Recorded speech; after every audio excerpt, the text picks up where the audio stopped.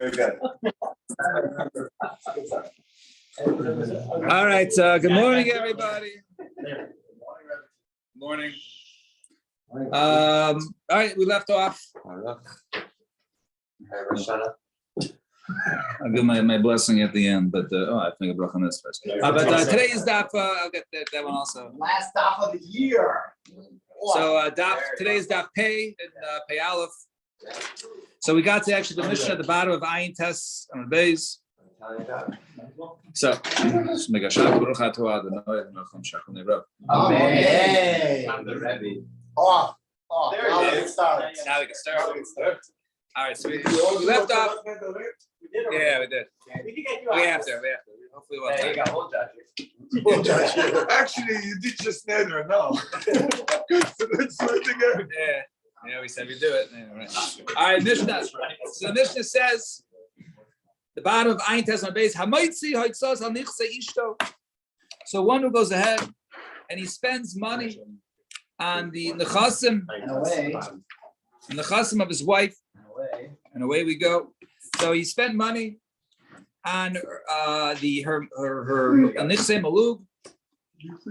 And so what happened? And then he asked them to get divorced. So whether or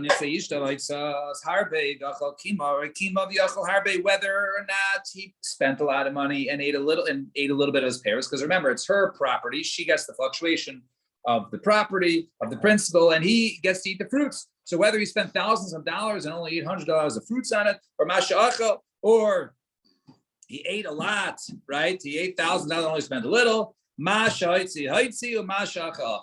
the deal. Ayin Testament base at the bottom. That's the deal. Whatever he spent, he spent. Whatever he ate. Yeah, he came out ahead. Great. If not, too bad. That's it. However, let's say he went out and spent money, and then he got divorced very quickly, and he never had the opportunity to eat any peiros. He makes a shvuah how much he spent, and then he basically is owed that amount of money. I spent $1,000, and he takes $1,000. The Gemara will have to explain exactly how this works, the parameters. Fine. Zok the Gemara to answer the bottom line. Testament days. How much is a little? Even a one dried fig is considered to be eating.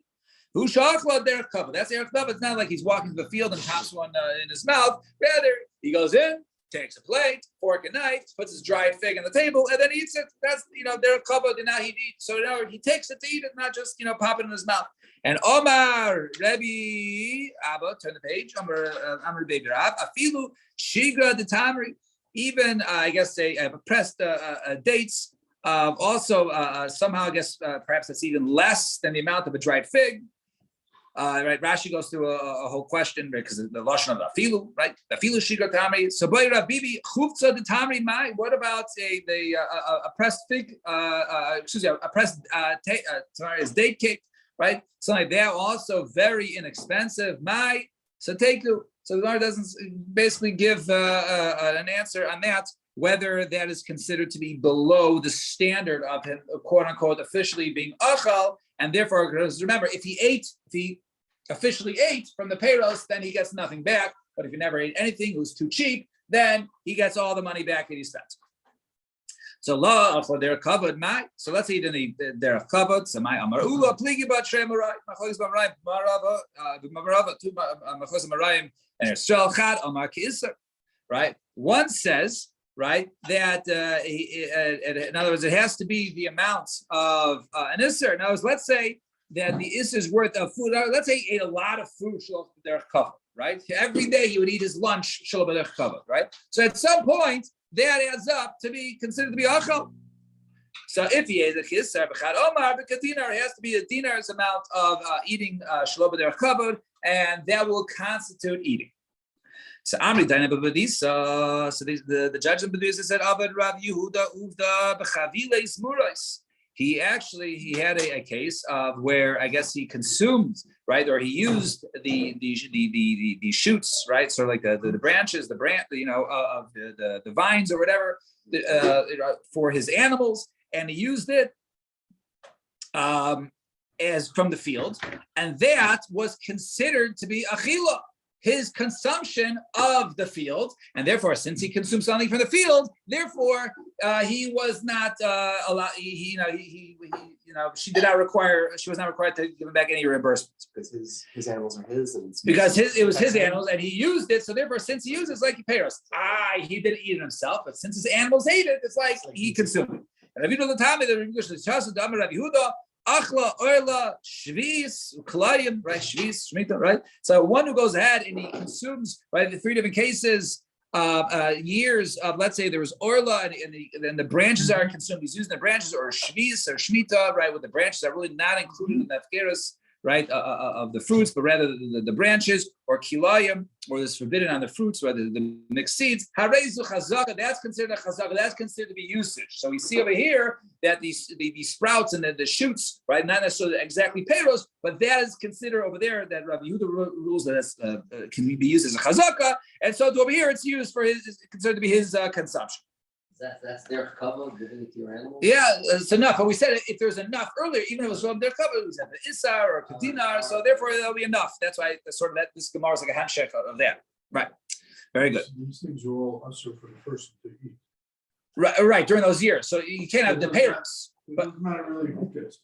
Right, but one is not authorized to go in. He's authorized, let's say, use the payros, right? But he's not authorized to use the branches of of somebody or of their field. He can't totally use someone's field in these. You're saying that, right? Anybody could have this stuff. Right. Why not though? No, but the other people, they're not allowed to go ahead and use the shoots. So how do you use the fruits? Or in other cases, the fruits are usher. But if you're using the branches, which are not considered to be payros, then that shows ownership of that field. In other words, I can go ahead and eat in your field, but I can go ahead and start gathering all the timber or whatever it is, all the branches, and using that for my own personal use during Shemitah. So therefore, that shows it's a chazaka. That's Rabbi Yehuda Shita. And Amar Rabbi Yaakov Amar Rabbi Chisa Hamaitzi Otzas Anichse Ishto Katana Kamaitzi Anichse Yachida. One who goes ahead and spends money on the nechasim of his bride to be, his arusa, she's a katana. That's like you're spending on somebody else's property where you can go ahead and you get your money back. So over here, you get your money back. And if I spend in your field, right, your field's going to be a loss, so I go ahead and spend it. I can go ahead and give you my receipt and get the money back. Obviously, there's certain parameters here. So over here in the case of here, he didn't eat anything from the field. He never ended up getting married. He can still get it from her. Why? My time, right? Because what's going to happen? A person's going to have a katana. He says, okay, I'm not going to do anything until I get married to her, right? Who says, right? So therefore, we want him to take care of the field. So, and even though he does not living with her, he doesn't have the possession of the field, we want to take care of the field. So therefore, we say, you take care of the field and you don't end up marrying her and eating from the field, then you'll get reimbursed. Fine, 2 dots. Hi, Isasu. I don't want to start down in all right. One time there was a woman that fell to her. She inherited 400 zuz, around 12 lines from the top on Peyam and Aleph. So she inherited 400 zuz from Beit Chuzai. Also, Gavra. So her husband went to Abik Shis Meya. So he spent $600 basically on his travel, the lodges to go all the way to get the money. So I said, so he's bringing back the 400 zuz because he eats chad, right? He needed one more zuz. He spent 600 already on the travel, on the bridges and whatever it was, and the wagons, and he's coming back and he needed one more zuz. So what did he do? The shakal minayu. So he took one zuz from the 400, and all of a sudden they got divorced. Okay, give my 600 back. I spent 600. I never ate any of the payros. Right? So also the coming to Rabbi okay, you know what? Here, too bad, right? You spent 600, you ate one, and tough luck. Some of the Rabbi, they say, wait, that's when he eats the payros. And I was asked from that which comes from the 400. Right? Right? Over here, this case, he took from the principal. He wasn't eating payros, he took from the principal, right? He took from the principal by Tzadi. If that's the case, then it's considered to be his spending without eating, and therefore therefore go ahead and make a shvua how much you spent, and then go ahead and basically collect your 600. You spent 600 to get the 400. So let's see this case. Yeah. So let's see this case. Right. It's like when you get the checks. Yeah. So Yeshava Kama Haitzi V'Yito. So Amr Basi, who sheyesh shevach keneged hotzah. So this is addressing Mark's point. So now there has to be shevach keneged hotzah. So the Gemara is not actually clear as to exactly what that means. There has to be shevach, right? The not the profit, the shevach, the improvements, right? Are can be the amount that was spent on it. So what does this mean? What's the halach?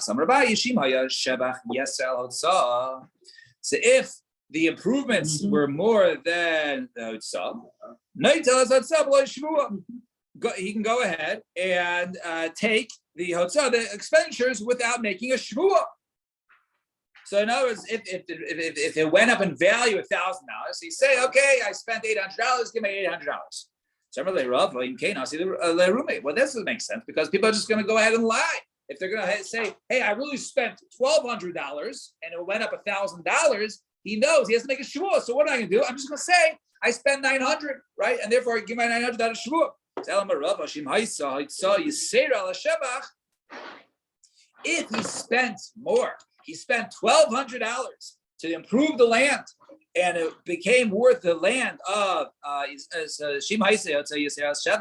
and in the land, the improvement was only 1,000. Shir shevach ubeshvur. The only way he gets paid is he gets the $1,000, right? But only with a shvur. In other words, you only get the improvement. So back in the case of the lady, right? So if he spent $600 to get the $400, he has to make a shvua. I spent $600 and he only gets $400 because that was the value of what he his improvements did or his expenses did. So therefore, back in the case, he spent $1,200 and the land will improve $1,000. Then you're out there. You don't get you make a shvua. You spent $1,200, but you can only collect $1,000 because you benefited her $1,000. So what about this case? So the husband went ahead. You get all the Eretz Yisrael calls now? Is that what's going on? Yeah. All right.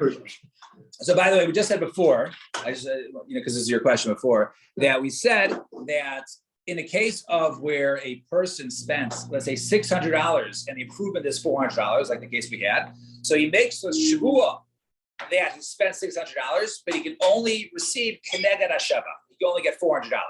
So in other words, in that case we had before, he's out $200, right? She didn't gain; she only gained $400. He spent $600 to get her $400, so therefore it's only going to cost her $400. She's not going to go negative because of it. So that's what the Gemara said. That was the over improved. Yeah.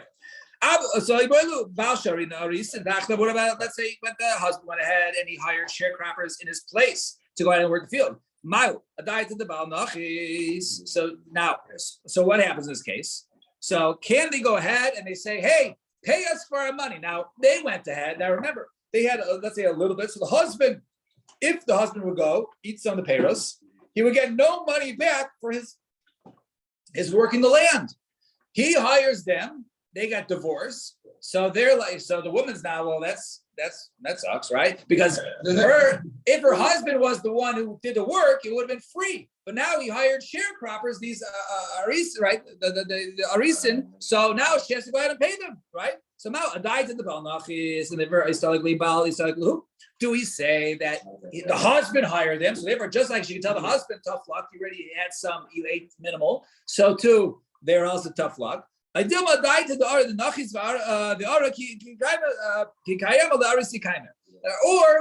he was hired, they were hired not for the inside the husband, they're hired for the field. The field needed it. And therefore, since it was for the necessity of the field, then since she owns the field, she's responsible to go ahead and pay. So what's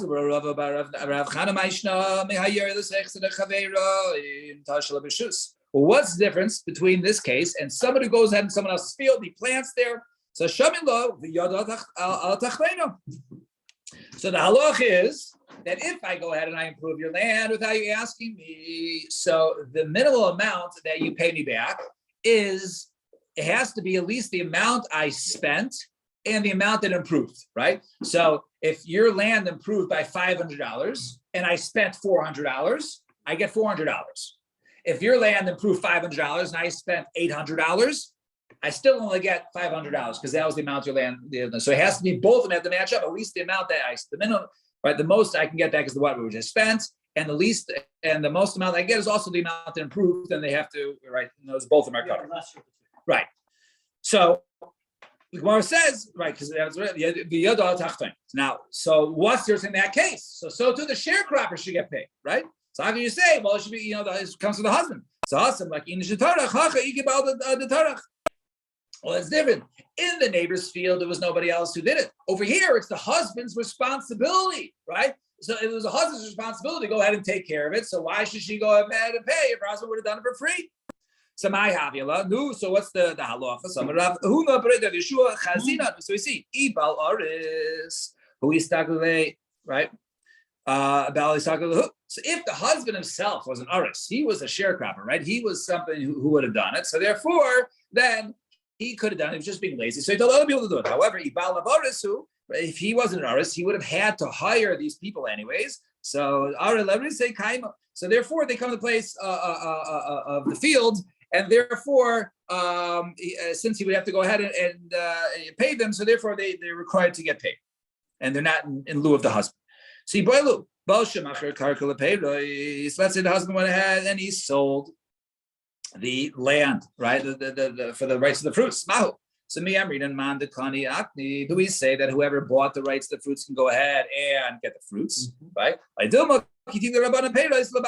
There, which you're misacking, the husband gets the fruits of her. Turn the page. Is for the house to continue to flourish, for them to get the payros. Right, he eats the payros. The house is profiting.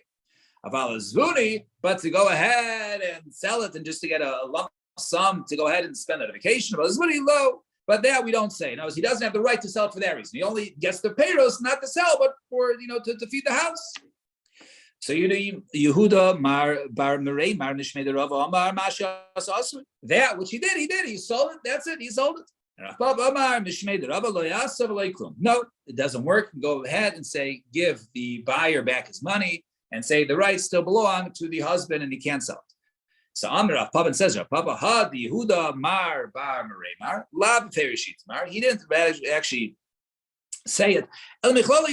Rather, he sort of inferred it in ours from another case. So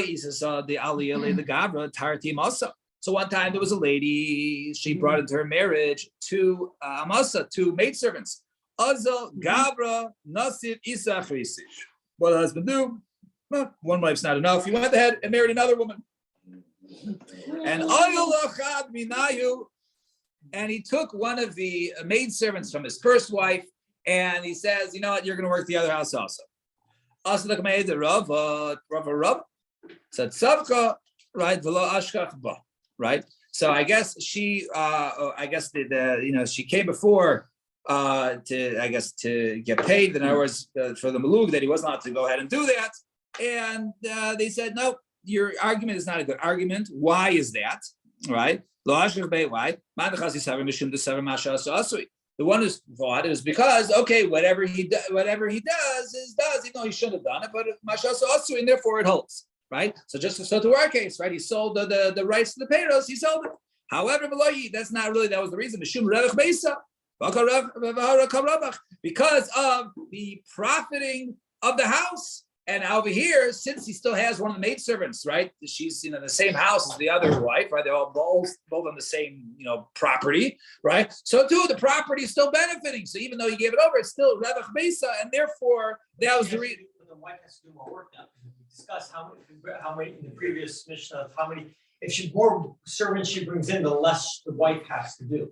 So by taking the servant from the first wife, he's making her work more. Right. Right, which is true, but her claim is more mitzad that the house was losing out, not that she has to do work, right? No, it's right. I mean, let's see. Masha, so I see. I feel. So also coming to the coming to Rava Masha, so I feel nas na cheres l'shim shel. Right. This is the same husband who. I guess that's the lost marriage. Yeah. So right, so he said the Rashi says right, so it doesn't address that question, right? But Rashi says it's still tzarchei abayis, right? So since she's still working, still tzarchei abayis, even though she's not working first, working the other one, still tzarchei abayis. The Hilchazan halach is Bal Shemacher Karka Lepeiros Lo Asav Like Klum. It goes back. My timer. So what is the reason? Abai Omer Chayishin Shema Taksif. Abai says if you go ahead and sell the rights to the fruit, so what's going to happen? So basically, someone has the rights to the fruit, so therefore they're not. At some point, they might not care. They don't care if the land goes bad, right? Just a bad investment, write it off, right? And therefore, the land's going to go bad, and it's not good for the woman because she owns the property. And Rabba Marshum Revach Beisa says, no, we need a constant flow, an annual flow of the profiting of the house, and therefore it's not good to have somebody else involved. Samai Benayu, what's an afkamini Benayu, or a Demikir Lamasa. If it's land which is close, to the city, they can see it, that, make sure that it doesn't go bad, so that spur doesn't apply, but the spur of the house profiting does apply. Inami or Bal Arisu, or if the husband, he himself is the sharecropper, right? He's the sharecropper, so therefore he's working the land for the other guy, right, for the buyer. So the land's not going to go bad, but nevertheless the house is not profiting. Or inami or or basically he sells it not to go ahead and use identification, rather he goes ahead and uses it as investments. So therefore there is a potential of the land going bad, but there is no issue of what's it called of revach beisa because the house is still profiting because he used that. To go ahead and buy investments in cryptocurrency. Fine. Naya Mishnah. Mishnah says, Shomeres Yabam. Just look at the time. A Shomeres Yabam. Okay, so what's the case? A woman was married to. Oh, he left. Right? Where's the med sheets? He left it. A woman was married to Reuven, right? Reuven died, and so now she was a Shemeres Yavah. She was waiting for Yibam from Shimon. So Shemeres Yavah Nechasim Moedim Beisham Beisilo Shemacheres V'Naisenes V'Kai. Since she's waiting, right? No, we're good. So since she's waiting for Yibum, right? So, but she has not officially been married by Shimon yet done Yibum, so therefore she can go ahead. Since they felt her now, they can go ahead and buy and sell Shemeres V'Kai. It works now. Mesa, if she dies in this situation, so what do we do with her assets? Now she has stuff. She has her ksuba, right, which she's basically supposed. Out the door. Only if he died. Well, then the husband died. Reuven already died. She's a shomeres yava. So now, we're going to basically talk about three things. There's going to be her ksuba, her manam masayim, right, 1 or 200, whatever it is, her ksuba. Her nichsei tzon barzel, which is the amount of money that was written into what she is going to walk out of the marriage with. So that's also due to her, right? That's a set amount that was basically in the ksuba, right? Also, in addition, right? And also nichsei malug, right? Property that she owns that her husband has the rights to, but that really belongs to her. So what do you do if she goes and dies? What do we do with her ksuba? Right. So who gets that? Right. Or nechasim or yatzima, or the different properties that go in with her. So Beishamai Oimrim Yachloiku Yorshe Habal in Yorshe. You know who splits it? The Yorshe Habal, the inheritors of the husband, i.e., the Yavam, the brother. Right. He was the one who inherited the brother. Right. And her family, Yorshe, right? Yorshe Ha'af, right? In other words, the inheritors of her father. Nechasim becheskasa. The nechasim, no, they stay with who has it. In other words, what? Who's the chazaka? Ksuba becheskas Yorshe Habal. The ksuba, right, is going to be inherited by the brother, the yavam. And then nichsei malug, those items which, right, go with her, those go half. With her family, her side of the family. Now, let's say the brother left over cash. Yilkach ben karka leaves. He goes ahead and he buys land with it. Now remember, that this money that he gets, right, all of it, as we'll soon see, really goes to the Yavam when she marries him. And all of that is basically used to reinsure her ksuba, right? But he is the one, he inherits more than the other brothers because he inherits along with that which is supposed to go with her.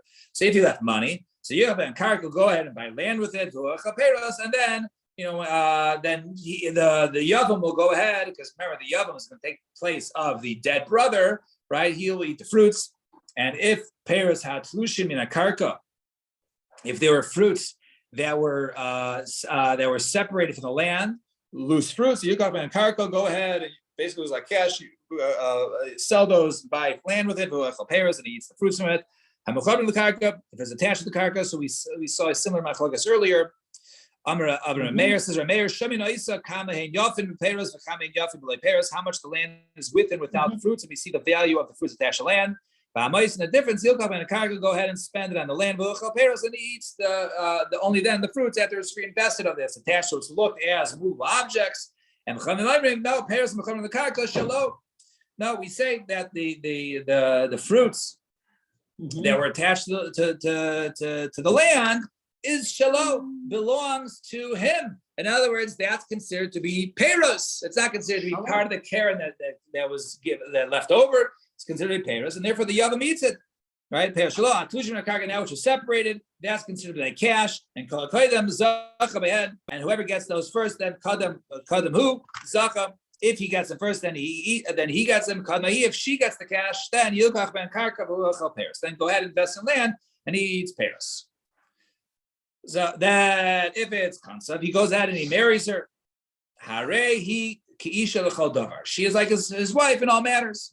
Bilvad, except shetehei ksubasa al nichse bala harisha. Her ksuba, her paying out of the ksuba, is on the estate of her first husband. And lo yoybar lo hare ksubasechem uneches al shochan. And he can't say, okay, your ksuba is going to be collected from this, let's say cash on the table, that's yours. And I'm going to go ahead and sell the rest. Rather, all the nechasim have achrayas. They are basically, there's a lien, even though the lien could be potentially much less value than all the assets. Nevertheless, it covers, it's on the entire estate. So to a person shouldn't say to the case, right? Your ksuba is on the table. Right? Rather, that all the nechasim are basically a lien in that case. Just calling me here. Fine. Am I still in the video? Yeah. Okay, fine. So usually no one usually calls me so early. All right. So if he goes ahead and divorces her, she only has a ksuba, and then he can do it once he pays out the ksuba, he can do whatever he wants to land. If he remarries her, then she's like any other woman now. We don't have a special rule that there, in terms of all the properties are, have a lien on it, have a first mortgage, whatever, of the woman's ksuba. Rather, she's like anybody else, that you can just you can have one parcel of land be the ksuba, and everything else basically he can go ahead and buy and sell. Now we'll soon see why the Gemara said that even in all other cases, a person shouldn't say your ksuba is on the table and I'll buy, I can go ahead and sell all the other stuff. Zak the Gemara. A question was asked, Shemeres Yavam Shemeisa. So now this Shemeres Yavam, her husband died. She's waiting for a yibum. She has some assets. She has land, but there's a ksuba that has to be paid to the land. So what's going to happen? L'chaira, she's going to do yibum, and then he has that estate now, and her ksuba eventually will be paid from there. Siboilo, yeah, thank you. Shemeres Yavam Shemeisa. To me, Kaira, who is responsible to pay for her burial? Yarshia Bal Kavra Law, the Yarshia Bal Kavri Law, the Kal Yarsik Suba. Do we say that the inheritors of the husband, in other words, the Yavam, because he's the one who gets her Ksuba, and the Ksuba Keneged is Keneged the burial? Adilma Yarshia Kavri Law, why go Yarsi Nechasim Yetzima? Or do we say that the those who inherit, from her father's side, from her parents, from her father's side, because they inherit her Nechemia Maluk? So Ravav Toshmak, listen, the time when the Bryce says Shemeres Yavam Shemeisa, we have this Bryce that says they Shemeres Yavam Nadai Yarsheha, right? Her inheritors of who are which? Yarshek Subasa Chayav Bikurasa. Those who inherit her ksuba, i.e., the Yavam, was set to inherit therefore, he is responsible to go ahead and pay for her burial. But there's a ksuba from the original husband. There had to be some sort of ksuba from the original husband. Nothing comes for free. No family in the fuel. Isn't that right? So then So Amar Abaye. So Amar Abaye. Oh no, not me, Tanina. Says Abaye. We learn in the Brisa. Simply, we learn in the Brisa. What's the case? You have a widow. She sustains from the nechasim of the orphans. So she was left by a husband, right? And there were kids from that husband had kids, right? And the Yisayim so they get her wages, and they're not obligating her krosa. Why? Because Yarshik Suba Chayim Krosa. But her Yorshim are Chayim Ksuba. Bezel Mana Sheish Tashe Yorshin. Now, who is an Almana that has two Yorshim? Right? Bezel Mana Sheish Tashe Yorshin. In other words, let's see, one second for a second. Made sense to me last time. Why doesn't it make sense to me? Okay. Let's see if it makes sense. She has kids from Right. husband has Both have kids. kids. Somebody else. but that's how I originally thought it. But then does she fall to Yibum if he has kids? No, She has kids. she has kids, but he doesn't. If she has kids, But he doesn't. And her husband. and in this case, she has kids. Right, yeah, she has kids. Yeah, that's what I was thinking. Yeah, that's what I was thinking. Okay, good. Okay, Right. so then- Yeah. That's how I learned it yesterday. Okay, fine, very good. And what's the other part of that? What if Uh, they so- both have kids? So now, right, so she eats from them. That's from their father, right, whatever years ago, right? And but they're not chayver kura. But her other Yarshim, her inheritors, are Chayim Ksuba. Who is an Amana? Who is a widow that has two sets of inheritors? This Shemeas Yavam. In other words, she's waiting for Yibum, and she also has kids from a prior marriage. And therefore, what do we see over here? That who is Chayiv to go ahead and pay for a Kfura? It's the Yavam, right? That's those people. And I'm a Rabba. Aye. So the Rabba says, no, let's say like this. Let him go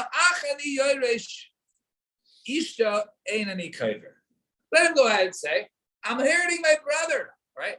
I'm not inheriting a wife. I'm inheriting my brother.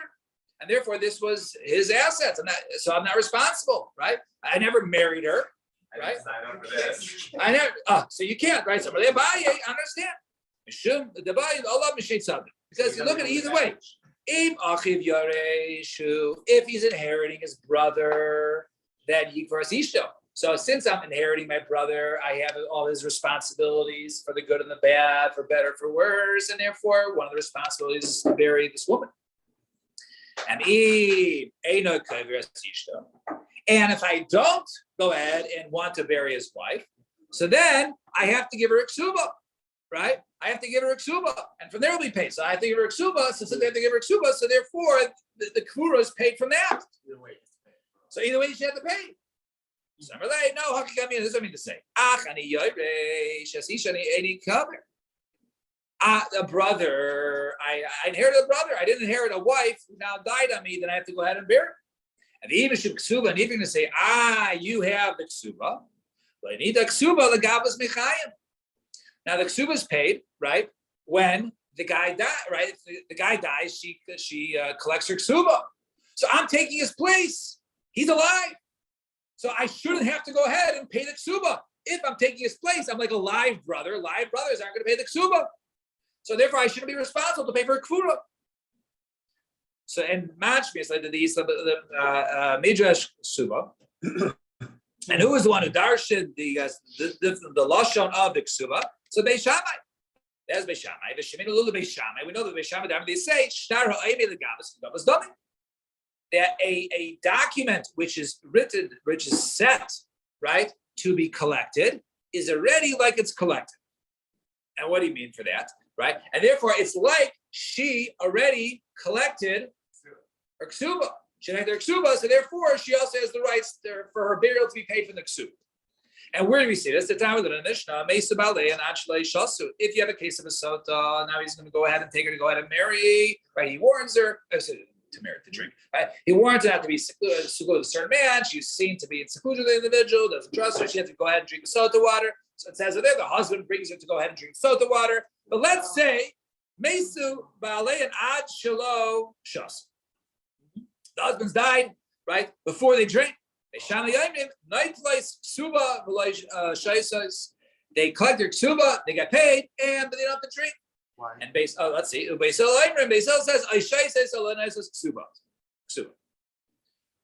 Beisil says that what? Beisil says either they drink, and if they don't die, they can go ahead and collect their ksuba because they're innocent, or don't take your ksuba and get out of here. So Gemara says, I understand. How can they go ahead and drink? There's no kohen here. Rather,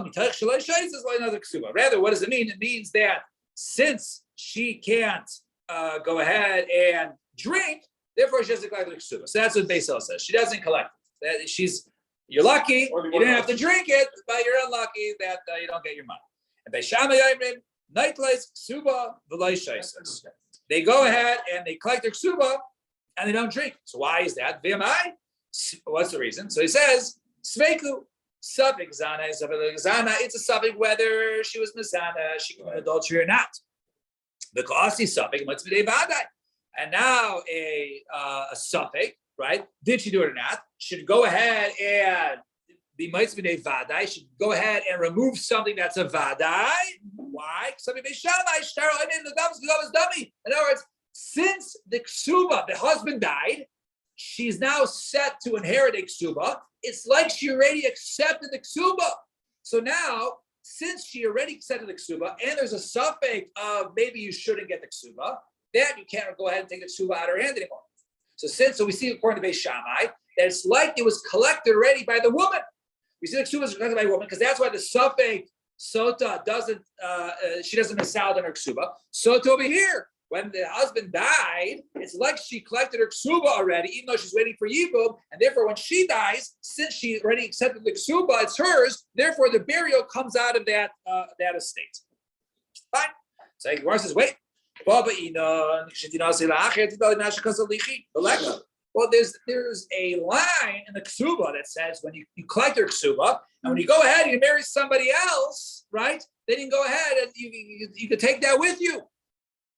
But you don't have that because she just died. In other words, part of the ksuba is you collect the ksuba because you go ahead and use it for your next marriage. But there is no next marriage here. She dies, right? Over here, since she would fall to Yibum, it's like he's an acher, and therefore it's already considered like it's collected. Fine.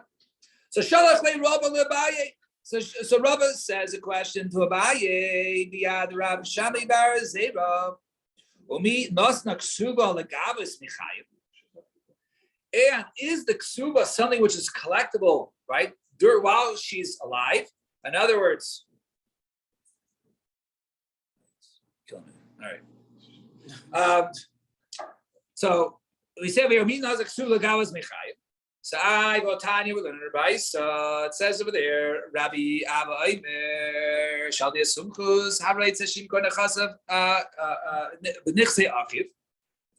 One who goes ahead and wants to go ahead and sell all his estate, right? His wealthy brother Reuben just died, right? And he has his big estate, and he has a ksuba. He has to owe her, a couple hundred zuz. But other than that, it's hundreds of thousands of dollars. So what does he do? But we said all of it has a lien on it until he pays off her ksuba. So Ketzah do yasas im kohen. If he's a kohen, yasas the bihayis. Go ahead, make a reservation, shallots. And appease her, takbeister, and she'll agree, go ahead and sell the stuff. However, in Yisraelu, because he can't divorce her then remarry her, right? Because it's a Kohen, right? So was it in Yisrael who, if he's in Yisrael, Megarish beget the Achsir, go ahead and divorce her, and then take her back. So once he divorces her, he's now, pays her ksuba, and he remarries her. We said in our Mishnah that she is to him like everybody else who takes a wife. Now, if you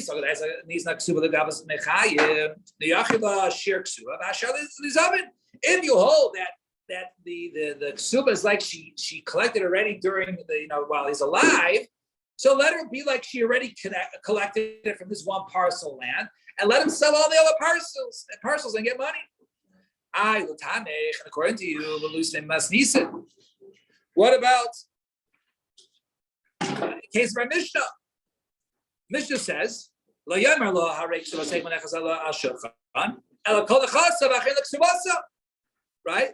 So I understand we say in our Mishnah, why don't you ask for the Mishnah? Why don't you ask for here? The Mishnah says a person cannot say, okay, your ksuba is on the table and everything else I'm going to go ahead and sell, right? You can't say that. So the Gemara says, no. Hasam eitz a taimika mashma. Over there is an eitz. It's a good advice. Now we're saying it's an advice in the mission in the case of the Yavam. Why do you think the Seifa? The Seifa says one. The mission says it twice. Once by case of a Yavam, and the other one a case of a regular marriage. The Seifa Ketani b'chein lo yomer adam l'ishto harek savaseich menechas al shulchan ella kol nechasav achem l'ksuvas ishto. Mishnah says all of his properties are basically have a lien on it for a ksuba, and he boiled is vini. So if he wants to go ahead, so he boiled is vini. Right? You tell me that if someone can't sell any of their properties because he has a pay ksuba, it's an eitz tova, right? Not to go ahead and sell it. So the very eitz tova, right? So therefore, the Mishnah, you can't ask for a Mishnah because the Mishnah seems to be only giving good advice, right? Giving good advice not to go ahead and do it. But the case of Rabbi Abba over here, when the case of the Yavam, when he wanted to go ahead and divorce her and marry her back, right? So Elad Rabbi Abba kasha, right? So over there, so it's a kasha. We see that that it's not considered like it's collected during a lifetime. So Gemara says no, the Rabbi Abba not kasha because Mishum Eva, right? Another we say that he shouldn't go ahead and designate it. It's not considered like it's collected because of Eva will cause animosity, right? And cause animosity. So therefore, that's the reason why it shouldn't be done. So that's the reason why it's not considered to be collected, and the only way to do it is not to go ahead and designate and sell the rest, but rather if you indeed divorced her and then remarried her. How did Gava do enough for Yavam Bubadisa? There was a certain person that the Yavam found from Bubadisa. So what there was, she fell to a couple of brothers. Now, I guess the guy who died, Reuben, was very wealthy, right? And Shimon was next in line. Levi's like, no, I don't like this. So what's he gonna do? He says, I'm gonna mess it up. He's not gonna be able to Yibum. So he's going to say, I'm going to give her a get. So we saw earlier in Yavamas, right? One who gives a get, all of a sudden the other brother can't do Yibum, right? It's the whole case over there. But so the brother said, what are you give her a get? So I'm going to let my dad. Right? You're over here. You're worried about the nechasim. Ana b'nichsei right? I'll go ahead and I'll split it with you, right? Don't ruin it for the two of us, right? I'll split it with you. So I'm going to say. So Kevan Rabban since he says, right? So it says Rabbi Yisrael, Kevan Rabban you can't go ahead and sell it. Alpha got the Zavin lo yavi svini. Right? So he says in this case, since they say that he can't go ahead and sell it, right? Lo yavi svini. It's not a good sale. The time we learned in the Bryce a person went ahead and someone died and he managed to shemer siyavam and nechasim b'mei amana. And left over 100 mana. The person cannot go ahead and sell it because everything is has a lien on it for the ksuba, right? So therefore, he says he can't go ahead and sell it. He can't go ahead and divide the properties and go ahead and sell it. So therefore, you're out of luck. But if he does go ahead and sell it, we say you can't sell it. But if he does go ahead and sell it, it doesn't work. But today we go to the Mishnah. We saw this earlier. Right? We had a case of she inherited properties when she was in a Rusa. Beishamay says she can sell it. Beisila says can't sell it. And right? So you should know that both of these, that if they do go ahead and sell it, even though Beis Hillel says you shouldn't sell it, but if you sold it, it works. So over here, Rav Yosef says it doesn't work at all. You got to return the money to the buyers, right? It doesn't work. So Shachul Lakame de Rav Chanina Bar Papi. So Shach Rav Yosef. So he said, I was like Rav Yosef, who said that it's no good at all. And Amar Abaye, Atu Rabbi Chanina Bar Papi Kivi Talala. Right? Was there a reason? Was there a svara? Right? Why you said this? Was there someone to hang your hat on? So why did he rule any other reason like Rav Yosef to say that it doesn't work at all? So Shachul Lakame de Rav Menumene Berei de Rav Nechumi. So Shachul Kedabaye, he said like Abaye. Remember, Abaye was the one who said that it works, right? And if he said like Rav Yosef, must have been another reason. So nothing Rav Yosef, so Rav Yosef went out and he found something perhaps to support it. The Tanya, we learned in Brisa, Hareshaya Noisha v'achiv umes. So one brother owed the other brother. So Shimon borrowed $1,000 from Reuben, from his brother. So he borrowed $1,000 from his brother. And then umes, and then he died. So his creditor died. Reuben died. So lo yoymar hoel v'shani yoresh hefstani, right? He can't say, right, that since I'm going to do evil, right, and therefore I'm my own creditor, right? So he can't say lo yoymar hoel v'shani yoresh hefstani, right? Ella meitzin miyavam v'yilkach me'an karka v'oechel peres. Rather, he says, okay, it's a wash. No, it's not a wash. You got to pay it back, the money to the dead brother's estate. Now use that money to go ahead and buy land, and then you can eat the pears from it. Or we make you go ahead, pay yourself back, or pay the estate back and buy it. You can't just say it's a wash. So what do you see over here? That he can't go ahead and say, right, that he has to go. So in this case, so we said earlier that you can't go ahead and sell the land. So it's over here. You can't say it's a wash. You got to pay it back, the money to the estate. So too in the case of the two brothers, they can't sell it before. The money has to stay in the estate. Perhaps, in other words, they're just giving advice. Go ahead, pay it back, put the money standing to payros. Right? It says, that's good advice, right? We force him to go ahead and pay it back, right? We force him to go ahead and pay it back. So, and you're telling me that's called good advice. So, he said to him, he says, this is not a mission. This Bryce is mistaken. It's not a true Bryce. The guy wants to go ahead and say it's a wash. It's a wash. So my time, what's the reason why he said it's a wash? So if you're saying, well, it's movable property, right? He owes cash, and therefore the ksuba, there's no lien on that. So Dilma Rav Meir, perhaps it's the Shita Rav Meir, Dama Metalton Nishati, the ksuba, who says that Metalton are the ksuba. El Mishum Damar La at Lav Bastvar Didi at, right? Maybe we say, oh no, maybe it's like this. The reason is because they say you're not involved. Right? Maybe the svara here, why it's not true, is because the wife has no claim to it. I owe Shimon money, or excuse me, Shimon says I owe Reuben money, and this doesn't involve you, young lady. So Gemara said, and who, perhaps Duma Rab Nasi, perhaps the Shita Rab Nasi, the Tanya when Bryce Rab Nasi nightmare, the famous name of Rab Nasi, and he says,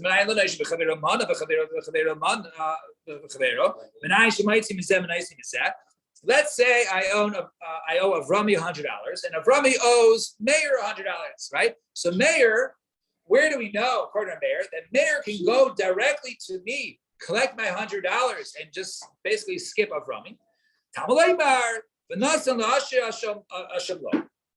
Right? So he says, and he can go ahead and collect, right, that which was there was asham to him, right? He was guilty to him. In other words, since Meir was the one out money from Avrami, and Avrami, I owed Avrami money, so he can just basically go ahead and skip Avrami, right? Because at the end of the day, Avrami doesn't get the $100; it really goes to Meir. So therefore, Meir can go ahead and skip Avrami, even though Avrami might have different arguments, whatever it is, against it. He can go ahead and do it. Collect it. It's right. It goes beyond it. Rav Nassan holds it's beyond it. So we say over there. So if that's the case, so to over here, right? He owes the estate owes the ksuba, right? So maybe he owes like that. She says, well, so this would be the three-way also.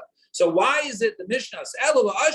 The ksuba. Rather, we don't find somebody who's machmir both chumras, both that can be collected through metaltlin, and also they can go ahead and skip. You don't have to. You can skip the party and go directly to the person who owes the money to Shimon. Meir, rather either Meir or Nasan and Amarava. And therefore, that's the case. We say, therefore, it's not a Mishnah, and therefore, I don't know why he held the Shita as to Rav Yosef as to why if they try and go ahead and sell it, that it automatically goes back. All right, we'll stop here. Amen. Man.